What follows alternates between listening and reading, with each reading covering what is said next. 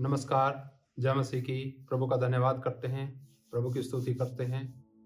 मेरी आशा और मेरा विश्वास है कि आप लोग ठीक ठाक होंगे, भले चंगे होंगे और प्रभु में आनंदित होंगे। एक बार फिर प्रभु जी ने मौका दिया कि आज की शाम हम प्रभु के चरणों में ठहर करके उसकी वाणी सीख सकें, समझ सकें। पिछला साल 2024 हम सबके जीवनों में अनेकों प्रकार की आशीष लेके आया था और यह नया साल भी आशा करते हैं हम सबके जीवनों में आशीषें होंगी और कुछ ऐसी बातें भी रही होंगी जिसका अफसोस हुआ होगा कि काश हम ये काम जो नहीं हुए उसे भी कर सकते।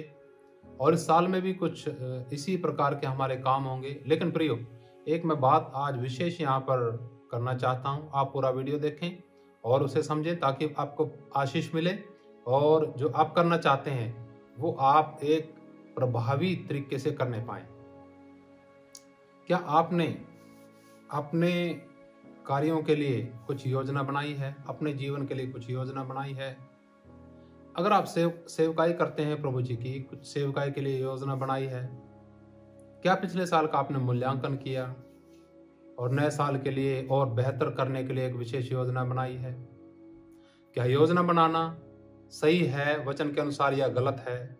ये सारे विचार हो सकते हैं, कि सारे सवाल हो सकते हैं। इन सारे सवालों का जवाब हम थोड़ा वचन में देखने जाएंगे, उसमें देखेंगे, समझेंगे। आइए देखते हैं भजन संहिता और उसका 33 अध्याय उसका 11 वचन।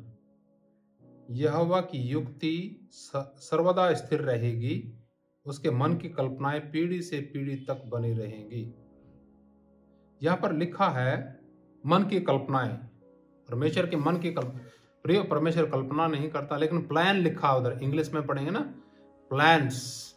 परमेश्वर की योजनाएं, प्लान पीढ़ी से पीढ़ी तक बनी रहेंगी, प्रभु का वचन कहता है। लिखा साफ साफ, यहोवा की युक्ति, उसकी योजना हमेशा तक स्थिर रहेगी और उसके मन की कल्पनाएं यानी प्लान्स पीढ़ी से पीढ़ी तक, जनरेशन टू जनरेशन क्या रहेंगे? बने रहेंगे। प्रिय, आप सोचिए, विचार करिए, परमेश्वर योजना बनाता है, हर एक के लिए उसके पास एक विशेष योजना है। क्या हम उस प्रकार से कार्य करते हैं?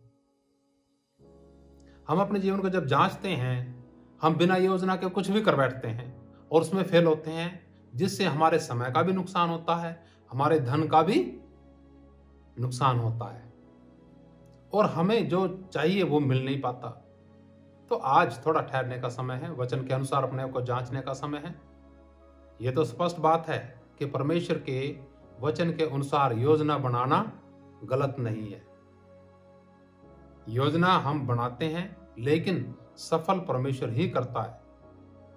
अगर हम ऐसा बोलें कि परमेश्वर योजना बनाएगा, परमेश्वर ने विशेष योजना बनाई है आपके लिए, लेकिन उस योजना को लागू किसके जरिए से परमेश्वर करेगा? आपके और मेरे जरिए से। अगर आपके पास भी वही योजना जो परमेश्वर के पास है, तो प्रियो, आप अपने जीवन के अंदर बहुत ही आशीष में महसूस करेंगे और आनंदित महसूस करेंगे, संतुष्ट महसूस करेंगे कि परमेश्वर ने जिस मकसद से मुझे इस दुनिया के अंदर भेजा था, वो योजना उसने मेरे जीवन के जरिए से पूरा किया। प्रभु का धन्यवाद करते हैं। और वचन देखते हैं, नीति वचन उसका 16 अध्याय, नीति वचन 16 अध्याय और उसका 3 और 9 वचन देखेंगे। लिखा है यहाँ पर 3 वचन में, अपने कामों को यहोवा पर डाल दे, इससे तेरी कल्पनाएं सिद्ध होंगी।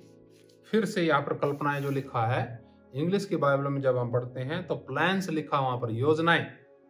यानी जब हम अपने कामों को परमेश्वर पर डाल देते हैं, ये काम वो काम ये काम सब उस पर डाल दिए और एक योजना बना रखी है, तो वो योजना लिखा साफ साफ वचन में, इससे तेरी योजनाएं क्या होंगी? सिद्ध होंगी। जब हम क्या करते हैं? प्लान बनाते हैं, योजना बनाते हैं और परमेश्वर के हाथ में उसको सौंपते हैं। फिर 9 वचन में लिखा है, जब हम इसमें पढ़ेंगे, मनुष्य मन में अपने मार्ग पर विचार करता है, परंतु यहोवा ही उसके पैरों को स्थिर करता है। यानी देखिए, करते हैं लोग, प्लान करते हैं, लेकिन परमेश्वर के कार्य के लिए या अपने जीवन के लिए कोई योजना उनके पास नहीं है। आज आप सोच सकते हैं कि हम क्या अपने जीवन के बारे में कुछ योजना बनाया हुआ है जैसे परमेश्वर ने बनाई? क्या हमने इस साल में 2025 में कुछ विशेष कार्य, कुछ विशेष लोग, कुछ विशेष इलाके जहां पर परमेश्वर हमें अगुवाई करे, उसके लिए कुछ योजना है। जब हम योजना बनाते हैं और उसको परमेश्वर के हाथ में सौंप देते हैं तो परमेश्वर ही उसको सफल करता है, अगर वो परमेश्वर के वचन के अनुसार हो। परमेश्वर आपको समझ दे, ऐसी बुद्धि दे कि आप थोड़ा समय लगाएं, संघर्ष करें, दिमागी कसरत करें और बैठ करके विशेष योजना बनाएं परमेश्वर के कार्य के लिए और अपने जीवन के लिए। परमेश्वर आप सबको बहुत आशीष दे। सबको नमस्कार। जय मसीह की। मारनाथा।